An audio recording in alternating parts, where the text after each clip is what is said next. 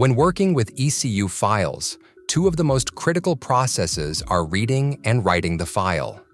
These steps may look simply, but in real world, they are some of the most dangerous moments in the tuning process.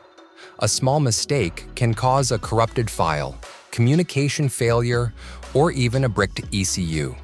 In this video, we'll talk about the most common mistakes, why they happen, and how to avoid them.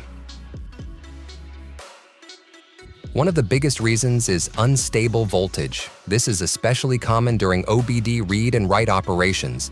If the voltage drops or the power is interrupted, the ECU can stop responding. Why does this happen?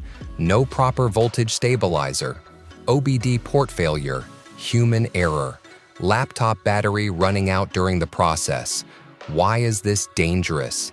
If the interruption happens during reading, the file may be incomplete, but recovery is usually possible.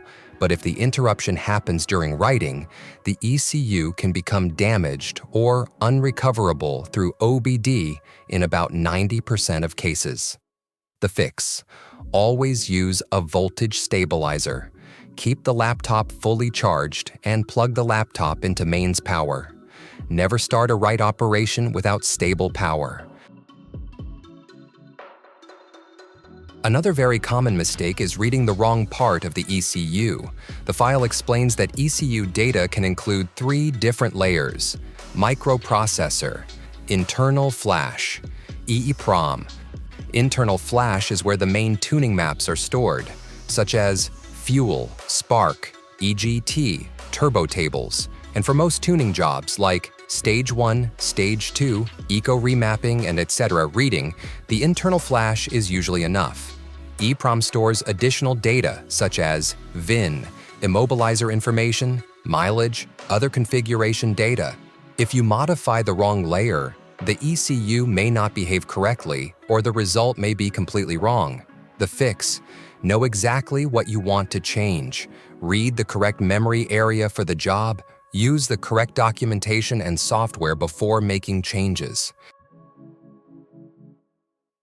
A read or write operation must be completed from start to finish. If the process is interrupted, the ECU file may become corrupted. Sometimes this can mean the ECU will no longer recover through OBD.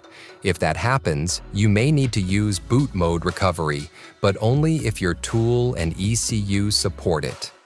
The fix: never interrupt the process unless absolutely necessary. Always back up the original file before writing anything.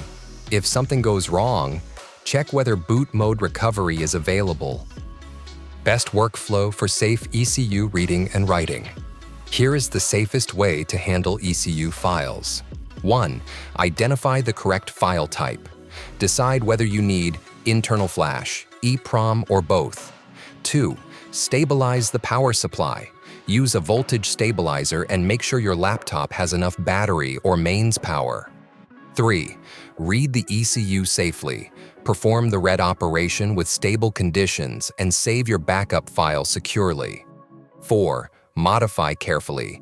Make changes only after confirming you are working on the correct data. 5. Write the files safely. Never rush the write process. Stable voltage and a good connection are essential. 6. Be ready for recovery. If the write fails, check whether boot mode recovery is available. Reading and writing ECU files is not just about connecting a tool and pressing a button, because in ECU programming, the difference between a successful job and a damaged ECU is often just one small mistake. If you found this video helpful, don't forget to like and subscribe. And if you need professional help with safe ECU reading, writing, or tuning file services, feel free to contact us.